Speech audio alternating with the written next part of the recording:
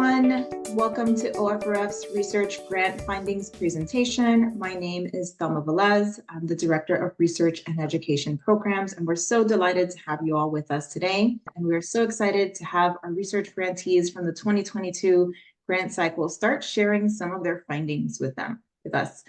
Mary, if you can go to the next slide. As I mentioned, I'm the Director of Research and Education, and I'll be the facilitator today.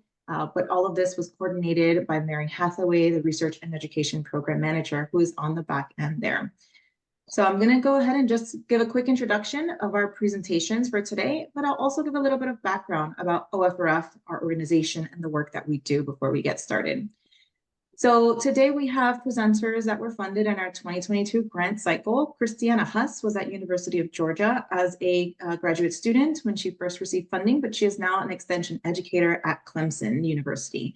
She'll be sharing more about organic management of invasive brassica pests. We have Emily Evans, who's a researcher at University of Minnesota, and will be presenting on behalf of Axel Garcia, who is also at University of Minnesota. And the topic for that presentation will be evaluating seeding methods and timing of cover crops interseeded into organic corn. And last but not least, we have Travis Parker, who is a researcher at UC Davis, and he'll be sharing more about his breeding project to increase the productivity and market value of pulse crops in arid organic conditions. Again, feel free to use the chat feature so you can share a little bit more about yourself. If you have questions as these presentations continue, go ahead and pop them in the chat. Our format for today is we will have just a brief introduction to OFRF, which I will present on, and then we'll transition into those presentations. Each presentation will be about 12 minutes long, and then we'll reserve all questions for the end for facilitated Q&A. So I'm looking forward to an engaging session. Again, please mute yourself if you have not already done so. So the Organic Farming Research Foundation has been around since 1990, and our mission is to foster the improvement and widespread adoption of organic farming systems.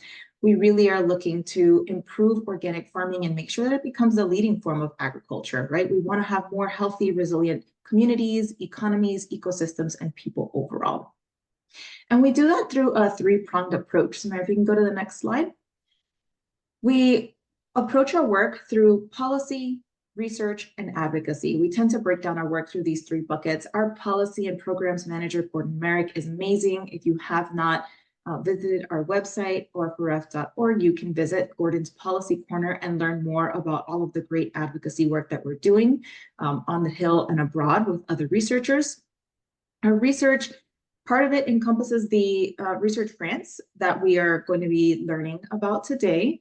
But we also have our on-farm trial program where we do on-farm research and we support organic farmers who are interested in just getting their feet wet in research. And then we also have engaged in being the PI, lead PI or co-PI on a variety of larger grant and research that is funded through government programs. Some examples of that is our National Organic Research Agenda report, which we just surveyed organic farmers from across the country and asked them, what are your biggest needs? What are your challenges? That report is available on our website. So one of our staff will be able to pop that into the chat as well. So you'll see links just trickling through the chat as we continue this presentation. And then our education component, we take all of these scientific findings and we translate research into free educational resources and materials for farmers that are interested in learning how to be more sustainable and implement organic practices. This could be crop livestock integration, cover cropping, resources on water management. We have free online courses. We also launched a course in Spanish on soil health, and we've been translating more and more of our resources to make it more accessible. So please do visit our website and look through all of the resources that we have. There's so many guidebooks, and all of it is free and accessible to you all. Mary, next slide. So a little bit more about our grants program. We've been doing the research grant making program for over 30 years, and 100% of our research happens on farms. To date, it's been a little over $3 million for over 350 research projects that we funded. We consider this to be seed funding, often for early career researchers. That is one of the newer requirements of this program. We want people who are preferably earlier in the careers who are just starting to engage in research to support organic growers. And we also reserve half of our funding for BIPOC-led projects or projects that are partnering with BIPOC farmers, so Black, Indigenous, people of color. All of our priority areas for our research grant program are farmer identified. That means that when we do that big survey that I mentioned, our National Organic Research Agenda, we ask them what their challenges are, and we use that to inform the priority areas for the work that we're doing. We have research on climate change and overall just how to build resiliency within these agricultural systems. All of the findings are available on our website. We currently have a database that we are migrating to a new website, but Heather will pop that database in the chat, and you can see all of the final reports for any other projects that have been funded. And we will also put each of the individual reports for the presenters today as the presentation continues. And again, our goal is to make grower education accessible to farmers. So on this next slide, I just want to talk a little bit about some of the impact of our work, right? In just 2023, you'll see if you want to look at our annual report, we hosted over 18 webinars with over 3,000 attendees. We had over 1,000 hours of educational videos watched. When we launched our crop livestock integration resource, we had 850 downloads of all 4 PDFs within the first 3 months. So individually, they were all downloaded over 800 times. And we continue, as I said, translating resources into Spanish and engaging in our advocacy work and meeting with representatives to make sure that we can have a more resilient organic sector. And with that, I'm going to just transition us to our next set of presentations. Our first presenter is going to be Christiana Huss, who is now an extension educator at Clemson University and will be assisted by Carmen Blubaugh, who was her advisor at the time when she received this grant. And with that, Christiana, I'm going to pass it to you. Hello, thank you for having me. Yeah, as you mentioned, I was a graduate student at the time that we did this research in Carmen Blubaugh's lab. And we did our project on companion plants for protection against brassica rapa pests, brassica rapa being turnip greens and other related species, but turnip greens were our focus crop for this research. Okay. So this project started in summer of 2020. I was working on Growing Green Family Farms, which is a small no-spray farm in Anderson, South Carolina. They don't use any chemical pesticides and really hone into companion planting and using beneficial insects for their pest control. This pest is invasive and has kind of been slowly moving north since it's been introduced. So this was a new pest to them and a lot of our other farmers. So we were getting a lot of feedback from them and other farmers. This is an example of an Instagram post, wondering what is this and how can we control it in an organic way. Okay. So some brief history about this beetle. They're similarly related to, they're a chrysomelid beetle, so they're similarly related to flea beetles, Colorado potato beetles, cucumber beetles, very common specialist insect agriculture pests. Both their larval and their adult stages will feed on the foliage of brassica rapa plants. And they can be present in really high, dense populations. You can see like completely defoliated Napa cabbage here in this picture and some of those high density populations. Okay. So what we wanted to do was to develop a polyculture strategy to limit these yellow emergent leaf beetles without using pesticides, since we did have a lot of farmers in our network that were trying to limit pesticides as much as possible. So our first objective was to identify a repellent companion plant. And then next we wanted to test Mizuna as a trap crop on 5 different farms. We are trying this trap crop strategy, which is finding a more preferred brassica rapa plant, more preferred than the turnip greens. And we can use that to lure the beetles away from the turnips, and then this repellent crop will obviously push them away. And then our third objective was to identify some predatory insects that eat this beetle. So this is kind of our plot plan for our first objective, identifying the repellent companion plant. We use this book, Carrots Love Tomatoes, as one of our guides. It's a book that some of our farmers used. And we found marigold, lemongrass, Thai basil, tomato, We did a fallow weedy plot where we just used the weeds that popped up naturally. And then, of course, we had a turnip control. And we set up these small plots where we put 2 rows of turnip greens in the center and then 2 rows of our companion plant on the outside, in the hopes that one of these or many of these plants would repel these pests. Unfortunately, for this experiment, we didn't have any. I mean, I think we found 2 yellow margin leaf beetles the entire season for the summer of 2022. So although we didn't get data for yellow margin leaf beetles, we, of course, analyzed the data for the other pests that we did find in the system.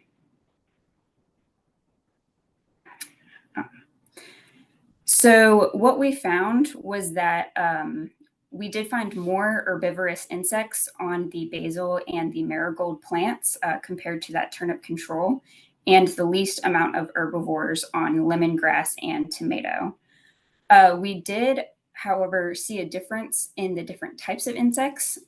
So, for example, the false chinch bug was our most common herbivore that we saw. They are a generalist pest, just meaning that they eat all different types of plants. And they were the ones who were particularly attracted to these basil and marigold plants. But then whenever we looked at the specialist pests, which are ones that only eat the turnip greens or, brassica plants, the striped flea beetle was our most common one. And we saw many, many more of them on the turnip controls rather than the companion plants. And these beetles are closely related to yellow margin leaf beetles. We didn't see as much of a impact on the predatory insects. We were hoping that maybe some of these flowering plants would attract our predatory insects. And we didn't necessarily see that. We saw that they were relatively unimpacted. Proceed. But we did, a couple of our predators we did actually see were more common on these companion plants. Perhaps they were either attracted to the false chinch bugs or the other herbivores that were seen in higher numbers on these plants, or they might have been attracted to the plants themselves. But those would be the damsel bug and the stoat bugs we saw more frequently on the polycultures. So our major take-homes for this experiment, tomato and lemongrass seem like they could repel some herbivores, so they're possible candidates for repellent crops.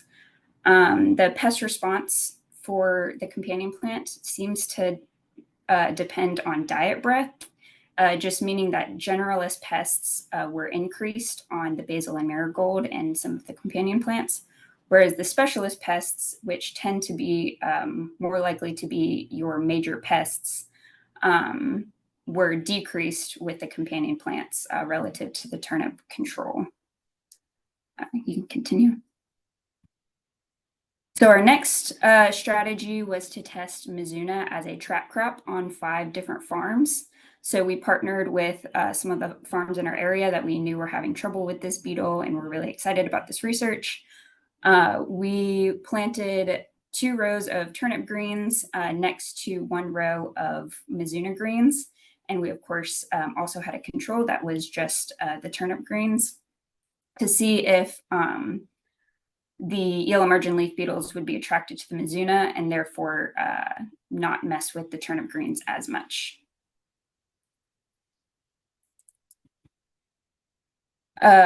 Unfortunately, what we found was that the Mizuna ended up attracting the yellow margin leaf beetles, which in hindsight isn't super surprising. And we had a spillover effect since we again proved that the Mizuna was a much more preferred plant because we saw many more beetles on the Mizuna than the turnip. But unfortunately, that spillover made it so that the plants with the trap crop the turnip plants also had more beetles as well. So our conclusions from this is that, we're still finding that Mizuna is a more preferred plant than the turnip greens. So there's still potential there as a trap crop. We just didn't implement it correctly.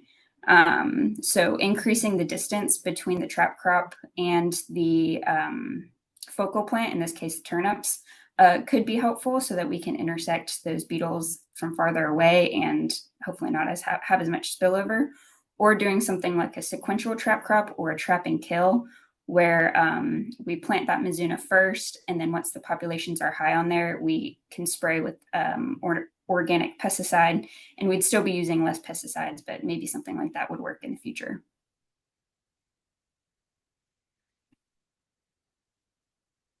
All right, next, we tried to look at what predatory insects were eating yellow margin leaf beetles.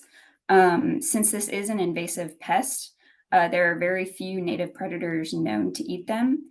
The only one that kept coming up is the spined soldier bug, which is a predatory stink bug. And there's an awesome picture here of one stabbing the beetles and eating them. We witnessed them eating these beetles 4 times during our 2 years of study. So although they're there, they're not necessarily giving enough control to be super helpful for farmers. But the way that we looked for more predators is by collecting them in the field and then analyzing their gut contents to see if yellow margin leaf beetle DNA is present. So if we found positive results for yellow margin leaf beetle DNA in one of these predatory insects, that shows that this insect must have eaten the beetles relatively recently. And with this, we found quite a few predators of the yellow margin leaf beetle. This was a really exciting result that we had. Our student, John Golan, did a lot of this project, and he did a fantastic job. But we found these 8 predators tested positive for yellow margin leaf beetle. These percentages that I'm showing are like the percentage of each species that test positive. So 34% of the ground beetles that we tested had yellow margin leaf beetle. So this is really encouraging because there are natural enemies for them. And if we help promote these natural enemies, that's another method that we can use to control this beetle.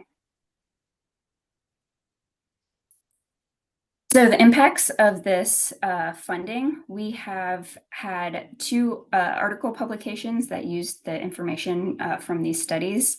We have one about the yellow margin leaf beetle preferences to the different crops and their growth rates on those different crops. And then a second one talking about the different predatory insects that eat the yellow margin leaf beetles and that gut content analysis. We are recommending Mizuna as potentially a trap crop. We have a coworker, Tom Bilbo at Clemson. He is the entomology specialist down in Charleston. He's been studying a lot of brassica pests, and he's exploring this and building up his yellow margin leaf beetle populations and doing more experiments on those. And then Carmen is looking at other grants and things to expand this research as well.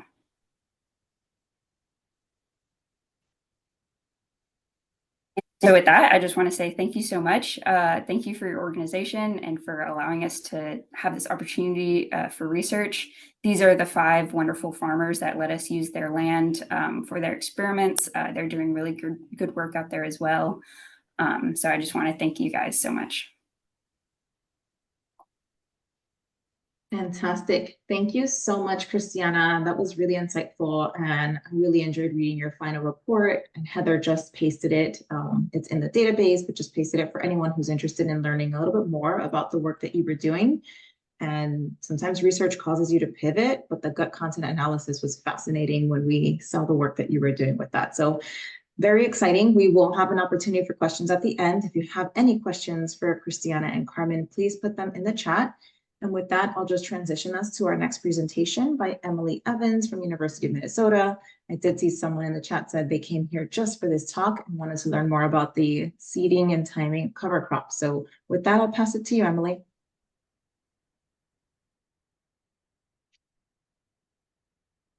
Thank you so much, Thelma, and thank you, Mary, and thank you, OFRF, for funding this project. Axel and I are very excited that this project got funded, and just as excited to share the results. So a little background about how this came about. Interseeding cover crops into corn has been a very hot topic of discussion. And at the Research Center in Minnesota, we've got a multi-purpose cover crop interseeder. It's a high clearance drill. It allows for adequate seeding of cover crops when the corn is at the V2 to V10 stage. And so past research has shown that this has been a good time to seed these cover crops. They do considerably well. The problem with this is this equipment is expensive and it's not available to all farmers. And so in discussions with some organic farmers, they still were interested in looking at cover crops and some of these long season cash crops such as corn, but they just didn't quite know how to do it. Now, between V2 and V10 is when a lot of the farmers in the Midwest do a lot of their weed control tillage practices. And so we discussed the possibility of timing some of these seeding methods with those weed control passes. And two that really kind of stuck out to us was the use of a flex tine harrow and a field cultivator. The flex tine harrow, that's the image on the left. It has a little bit of how it works. Those tines kind of scrape the soil surface. Usually when the corn is at the like V2 to V4 stage, it's quite small, but it's sturdy enough that it doesn't uproot. And those little tines will uproot the smaller, more shallow rooted weeds. But the idea was broadcasting these cover crop seeds at that point in time, and then going over it with the flex tine weeder would actually incorporate that seed into the soil. And the idea was that this would increase the seed to soil contact and enhance that early season growth by increasing that germination and establishment. The second one we were looking at was a field cultivator, and this is really common, a very common weed control practice, especially in our area. And the idea was after this field cultivator goes through the field, and this is usually done when the corn is a little bit more mature, usually V6 to V10. It opens up the soil. And so as it opens up the soil, if you would broadcast over top of that, the idea is that it would get into those soil macropores and again, increase that seed to soil contact that is so important for germination and establishment. And so we did this study at two different sites.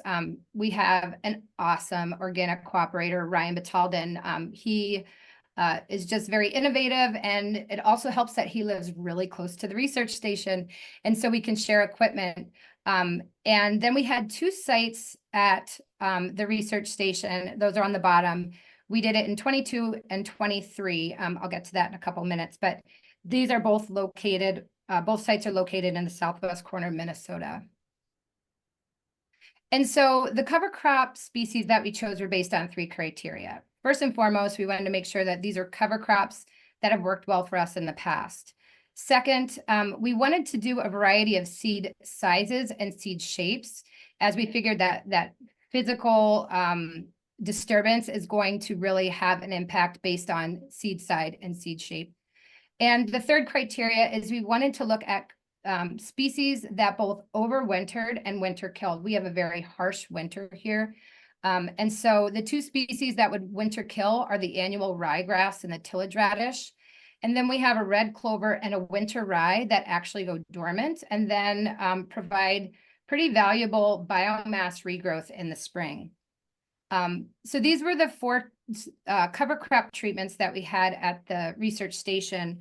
Our farmer cooperator, he decided he wanted to swap out the winter rye with a pollinator max. It's a cover crop mix that is geared more towards pollinators. And so this is just a general idea of a timeline that we have in our area. So corn is usually planted late May, early June. You can see at site one, we're on the top of that bar. We had quite a few, we had a couple more tillage passes. We had a little more weed pressure. So we did 2 flex tine practices and 1 field cultivation. And the 2 that are in the boxes are when we did that seeding treatment. And then down below, our farmer cooperator had much less weed pressure. He only did 1 field cultivation pass, and that is when we did that field cultivation treatment. And so 30 days, this is in 2022, 30 days after planting, you know, we're checking stuff out, and things aren't looking that good. It was really dry that year, and I got a little nervous. So we decided to do a biomass at that point in time. Originally, we had, we're going to do it at 60 days, but I just wanted to make sure we had some kind of data. And very similar situation for site 2. You can kind of see the tillage radish was just hurting. It was not thriving well. So these are the results of the biomass that we took in year 1. So we did an in-season, which is giving us an idea of how the germination and establishment was going, and then an end of season that was taken after corn harvest. And you can see both at site 1, site 2, we're in single, double digits, sometimes less than 1 pound per acre, as opposed to potential biomass of thousands of pounds per acre. So it was quite a bit disappointing, but by the end of October, I'm glad we did what we did, because we were considered an extreme drought area. We're part of that little red band. However, I have to point out that despite this, our average corn yield was close to 150 bushel, which was, I think, 15 bushels higher than our historic average. And our cooperators was 186. So that's a bit of a testament to how resilient these long-term organic soils are, especially to those long season cash crops. So thankfully, OFRF gave us a no-cost extension to do this 1 more year to see if we can get some good data. Unfortunately, we could not do this at site 2. He just did not have a field close enough, but we did do it on the station site. We had a little bit more weed pressure. The only real big difference between the timeline of the 2nd year versus the 1st year was we did include 1 rotary hoe pass just to take care of some extra early season weeds.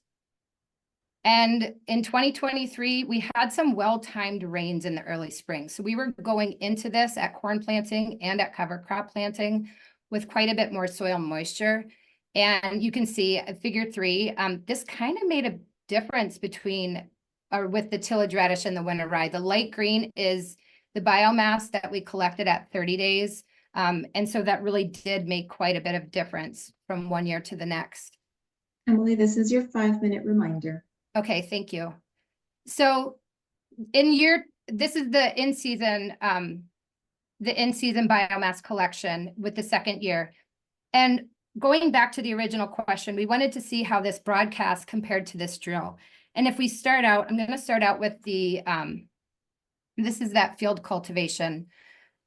We noticed that both broadcast seeding and drilling were comparable. There was no differences statistically. Same with at that flex time meeting, that flex time practice, there was no difference with the annual ryegrass and the tillage radish. However, we did notice with red clover and winter rye, there was a bit of a difference, but it's not really a surprise.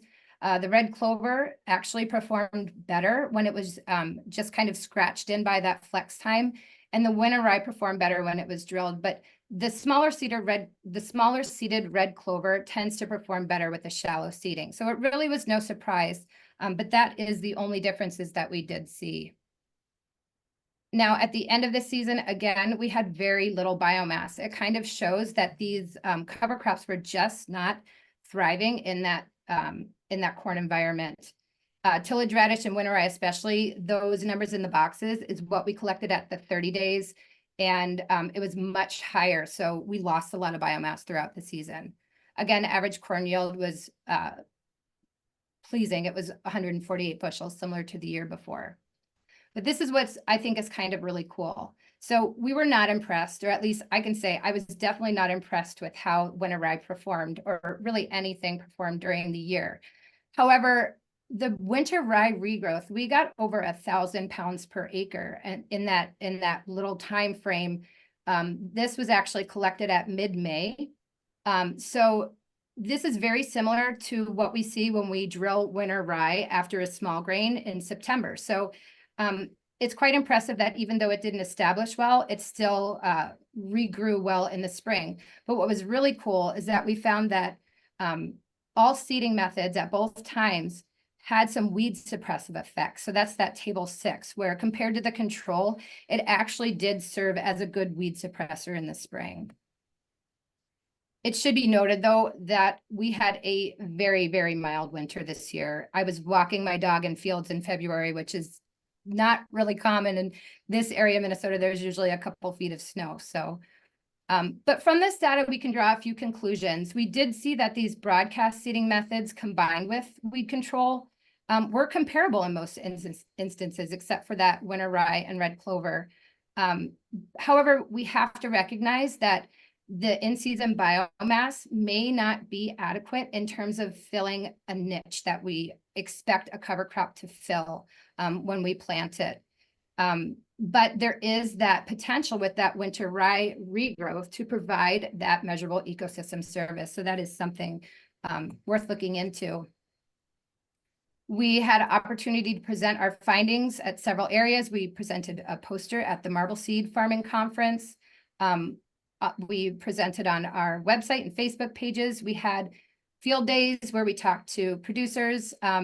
We also presented in front of a new cover crop academy. So that was kind of exciting. That's with Minnesota agricultural professionals, as well as Minnesota County agricultural inspectors. And lastly, we even brought some high school students out on a University on the Prairie program.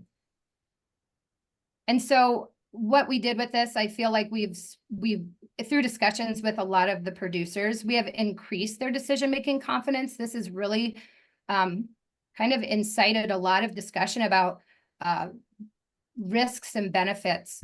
And it has really also streamlined further investigations of what we are looking forward to investigating further. And this is the one that I think is kind of funny. Just in talking to general audiences, such as these high school students that were all excited about this, it really helped promote a greater understanding of how organic producers are eager to be involved in research and try innovative ways to continue this responsible land stewardship. And lastly, just potential for future research. I've mentioned this earlier. Just conduct more long-term studies to see how repeatable this is, kind of just to decrease the risk benefit by increasing the knowledge, and also to evaluate the economics of including cash crops in these including cover crops in these long season cash crops. We just need to make sure that we can have adequate biomass so that we are ensuring that we have both long-term and short-term profitability. And with that, I just want to thank once again, we really appreciate it. Thank you so much. Fantastic. Thank you so much, Emily. That was very insightful. And I do see that there are already some questions popping into the chat. Again, for anyone who has a question for one of our presenters, please put it in the chat and we will visit it at the end of this next presentation by Travis Parker from UC Davis, who will be talking about pulse breeding for arid organic conditions. And with that, I will pass it to you, Travis. Yeah, thank you for the introduction. So again, I'm Travis Parker from UC Davis. I'm a researcher. And today we're going to be talking a little bit about our projects to do breeding for these kinds of arid organic conditions. So I think it's worth just giving a little bit of background on why do we care about genetics and breeding, which are really intertwined concepts. And here I'd say one of the big advantages is that we can get yield gains without additional input. So we don't need to ask people to do some additional management each year or anything. And we don't need to be putting more into soils. And this is true across agricultural systems. And then it really scales up very well. And I'll go into that in more detail in a moment. But basically, a small team can create through cross-pollination and selection, can identify lines that are better performing, for example, on these kinds of organic semi-arid farms, and then scale them up to as many acres as it makes sense to scale them up to. And I'll talk about that in a moment. I also want to just point out that nothing I'm talking about at all today is in any way GMO or transgenics. It's all a matter of cross-pollination and selecting the best things.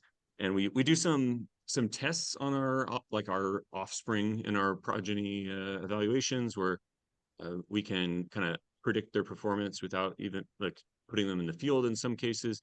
But we of course do just you have to do tons of field evaluation as well. So we'll talk about all this stuff today. I mentioned it scales up well. Again, like a few people like me and maybe if you know a couple other folks that I work with here, we can be working on new varieties, making crosses, making these kinds of selections, all the things I'll be talking about today. And then when we have a new variety, which we've released several, all on organics, then we can send it off to commercial farmers. Like we work with Ernie's Organics in Idaho. They're a seed company, and then they can scale it up for us. So for Idaho import laws, we just have to send them like 1 pound or less to get out of some of the like really problematic restrictions. But they scale that up to 30 pounds in 1 year, then 900, and then the sky's the limit. It starts going commercial. So basically, again, a few people that are like carefully selecting better materials can lead to a variety that can be produced on, you know, a limitless number of acres, however many acres it makes sense to grow it on. And then specifically, why breeding for organics? Well, as we all know here, organic conditions are very different than high input conventional type of management systems. And there's a lot of literature, like you see here, saying that the best varieties in high input conventional conditions are not the same as those that are best in organics. So if you're taking a variety that's grown, that was bred under, if you take a variety that was bred under high input conditions, then often there isn't an incentive to, oh, and sorry if I'm speaking too quickly. Basically, there is no real incentive for a plant to efficiently extract nitrogen from the soil if it's in a conventional system where there's plentiful synthetic nitrogen.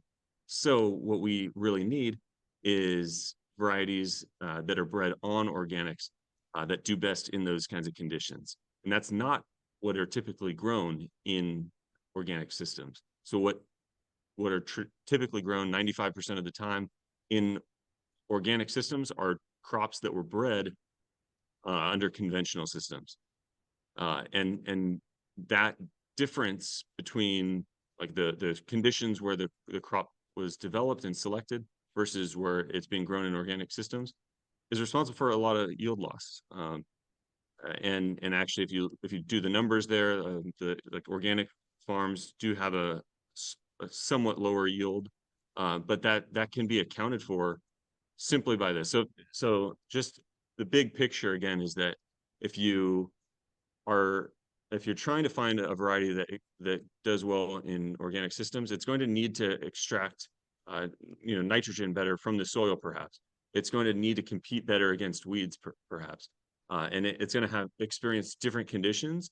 And so a crop that does well in those conditions is going to be a different one than what would be selected if you're giving it all the nitrogen and all the soil like nutrients that it might need, for example. So breeding specifically for organic systems is really important. And then why legumes? Well, legumes can fix their own nitrogen. That means that they can take nitrogen from the air and turn it into a useful form for the plant, which is really useful for organic farmers, of course. They're great for crop rotation and breaking up pathogen cycles. And then a lot of farmers love them for year-round sales, including in the winter and everything. And some of them have extreme tolerance to heat and drought, which of course is a major problem. I'm out in California. It's a major issue out in this area. So dealing with heat, dealing with drought. We also have many specialty types that have very high market value. So this is a type that we released a few years ago before this project. You can see, high price per pound, and it has to be doing well in terms of like what consumers think to charge that. So the big idea in our project is that we want to be combining high culinary quality and high field performance. So we have these varieties, often they're heirlooms. We've done extensive testing in the past with chefs. They taste really good. They need to look unique. And then we have other varieties that are very, very good in the field, but often in a flavor evaluation, for example, they don't do as well. So what our idea is we cross-pollinate and we select types that have to be able to stand out visually in the market. They have to taste good, but they also have to do well in the field. So in this trial, funded by Organic Farming Research Foundation, we evaluated 13 different types of common bean. Almost all of these have some kind of really cool color patterns, and it did well in some kind of tastings with chefs. We also have some really arid tolerant materials like tepary bean here. This is a different species, but a similar idea. It's actually native to like Tucson. We grew out one lima bean and 45 cowpea accessions in short plots. And then each of these was grown out. These fasciolus beans were all replicated, but then additionally, everything you see here was then grown in 2 locations, one in San Diego County, eastern San Diego County, and one in Yolo County here in Davis, Northern California. And these were the results. So it's colored by species here. Fasciolus vulgaris, that's common bean. So just like the typical type you'd see. And look at this. I mean, these yields for common bean were hit really hard. We tried to make it a little bit, a little dry. We were giving a little less than 1 inch of irrigation per week. Well, that heat that we get out here, I'll show, this is a headline from the newspaper that year. So this is 2022 from the local newspaper. Yeah. Basically the common beans did not do very well, but the tepary beans, different species in the same genus, they did really, really well. Look, if you look at the ranking there, again, this is our location in Davis. The yields of those tepary beans, they were great, even in these arid type of conditions. Let's look at San Diego County. We see the same pattern. So again, the tepary beans here in pink, whatever color that is, just did so much better than the common beans. And again, we weren't trying to overly stress them, but I mean, clearly there's make no mistake about it. Those tepary beans did really, really well compared to the common beans in both locations. I'll briefly say we did other screenings, like for pod placement, so like the structure of the plant, days to maturity. So the common beans are actually taking often longer to mature than the teparies, which were higher yielding and faster to mature. We also wanted to explore what's going on with these seed color genes. Again, for our breeding program, it's really helpful to understand the genetics of some of these things and select well. So we were able to do sequencing on 37 different types that are really valued by the organic community, and look in detail at some of the genetics of what's going on in these really beautiful seed types, which again, just say a top ranking person at a heavily organic company said to us years ago, like, we need to have something that stands out in the market, needs some interesting color patterns. And so let's look at what that is. I won't get into all the details, but this sequencing of these materials really was outstandingly helpful, and we keep mining this for all kinds of stuff. But we figured out a lot of the genetics of what's going on behind some of these really cool colors. We also have seen really cool environmental effects.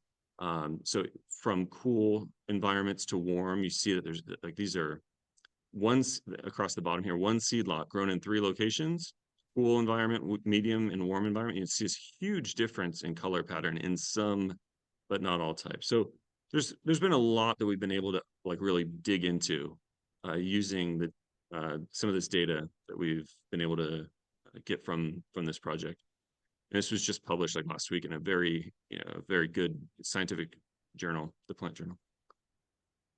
We also made tests to be able to like predict which types carry these color genes for 3 of them. This is not GMO, but we're able to basically do a little quick rapid test and see if something is a carrier for these genes. So that really helps us for the breeding program. We can like understand even if something is just like a carrier, it might not have the pattern, but we can tell that it is carrying the recessive version of the gene.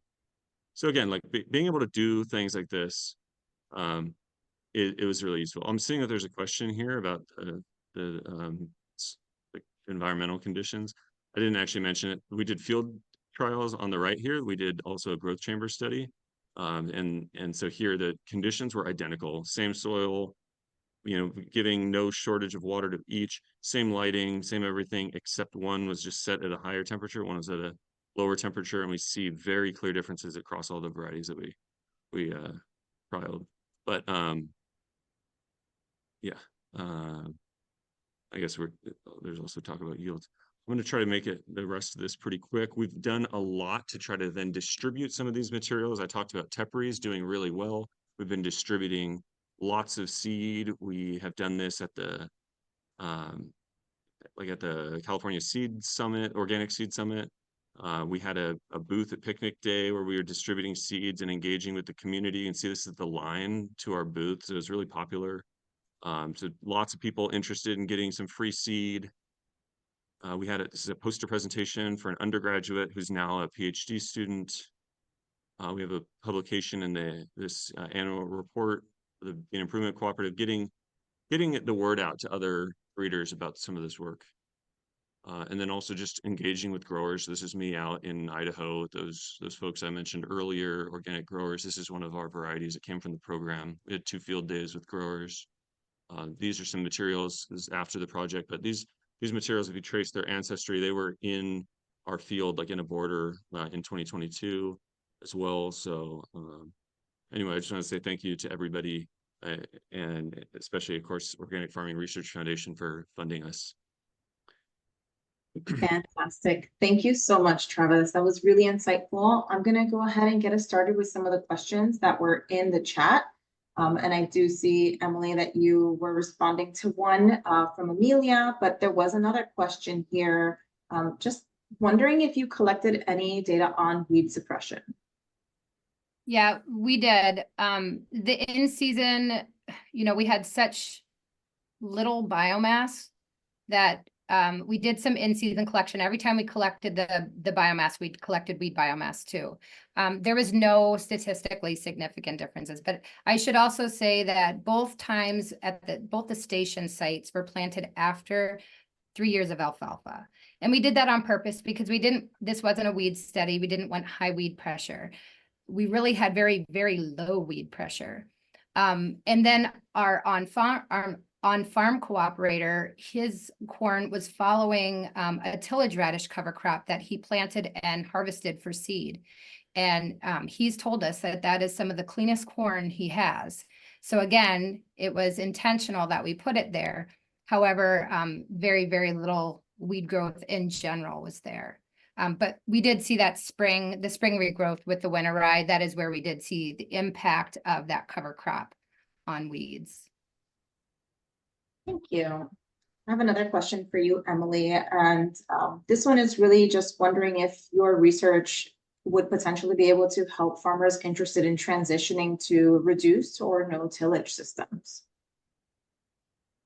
I've always said this. I think a lot of the times that we consider an organic practice, it's just a practice that can be used across a whole group of production systems. I don't have much experience with no-till. We are in an area that we have very, very heavy clay soils. So that would be something that we typically don't see as a general practice. It could be used in certain areas that we have like higher ground or a sandier soil.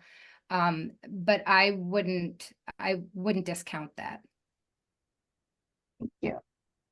I have a question for the 3 of you, and Christiana can answer first, followed by Travis, and then you, Emily. And I guess a question would be, if a farmer is interested in getting help with research questions that they have, how do they best go about connecting with a researcher or someone like yourself to find these answers? I would always recommend, reaching out to your local extension agent. As we mentioned before, I'm not an extension agent, but I mean, we know all of the specialists in our state who are conducting this research, and the extension agents can absolutely find the resources that they're looking for. And a lot of the times, the researchers need help from farmers, like letters from farmers to help them fund grants and things like that, or participation. Like with my study, I was able to work with 5 different farmers to kind of demonstrate things in their fields. That's always extremely helpful to the research specialists. Yeah, I have the exact same thought process. Extension, definitely reach out to Extension. I know as a researcher, we want our work to be relevant and usable. So when a producer comes to us with questions, and especially if we're hearing these questions over and over again, it's exciting. That's something we want to look at. So just find a way to connect with a researcher, and that Extension is always the first and easiest way to go. Also look towards any universities. Look at what their specialties are. You're going to find somebody who either has similar interests or can point you in the right direction. Yeah, I don't have much to add. Extension, absolutely. You know, we many of us also have field days and whatnot, so you might be able to come out and talk in person. Most of us are very interested in communicating, you know, however is easy for the farmer. You know, we get emails sometimes about specific things. We're often on other social media and whatnot. So, and our emails tend to be public in, you know, in academia. So definitely we, like Emily said, I mean, we are definitely very interested in making sure that our work aligns with what is needed by farmers. So definitely interested in engaging. Fantastic. I think it's always good for growers to hear that and understand how much researchers really want to help solve those problems. Travis, there's a question for you. Thinking from the production side and just educating consumers, has there been a need to provide education for those consumers about the look, taste, or preparation needed for these different breeds, so that the consumers are interested in investing in these? Or has it been pretty straightforward, like they know this is a good product and they're willing to, you know, pay that premium for it? You know, that's a great question, and probably not one that's super easy to unpack. I think so often, like what we have heard is that this stuff sells out like really easily and really well. That being said, it often I think almost is a the difficulty is more like selling the kind of the middle people, right? Like maybe like a retailer or the distributor level. They're kind of like, oh, I don't know. And so we've definitely encountered some difficulty, and essentially like there's one company, certainly won't name, they're a great company, everything. They worked with us for a long time, and yet like they you know had some new people that were just kind of like, we're not sure if this will fit what, like basically if we can make a product that will sell all over. And they had already done market research previously, where they did put this stuff in stores and they said like it sold really well. So, but again, I think that was kind of before the time of some of the newer people. So I think like really it's interesting how basically like it is common to put recipes like on the package, right? But I mean, people also are often very drawn to this stuff. These are really cool varieties. Again, we're like working with stuff that tastes really good. I think it's a pretty easy sale a lot of the time. Like people, you show up at a farmer's market with some of this stuff, and like so often people like the farmers we work with or whatever, they'll say like, yeah, it sells quite well. It's you know, it's got curb appeal and stuff. We've heard things like that. So anyway, I don't know if I can give like a totally clear answer. Like if it that's probably as much as I'd be happy to talk more about email. But That's I hope great. that's enough. Thank you. I do see a comment here just showing some appreciation for the work that you have been doing, Travis, because they are also part of the project on Solari's kidney beans. So looking into some of your work is going to be helpful. We're going to wrap up soon. I'm just going to address one last question that came through in the comments. And this one came on early on by, I believe, Keith, who was just saying, making this comment, I would say, about why isn't this new regenerative farming included in the National Organic Practice Standard? And I will say, just so that you know, Keith, OFRF has been trying to make sure we paint the picture and showcase all of the great work that is done by organic farmers and the many ways in which organic practices do lead to regenerative soil health building components. And so we do have a new toolkit for any advocates or researchers or partners that want to share these with their growers. And we can paste that in the chat as well. And it's called Organic is Regenerative, so that people can recognize that organic is the original climate smart, climate friendly aspect of agricultural system. So with that, we just have 2 minutes left. So I just want to thank again all of our presenters. We were really excited to work with you throughout the cycle of your projects, and definitely understand the need for extensions on projects, because farming is a very difficult, challenging process across the board, especially more so for organic growers.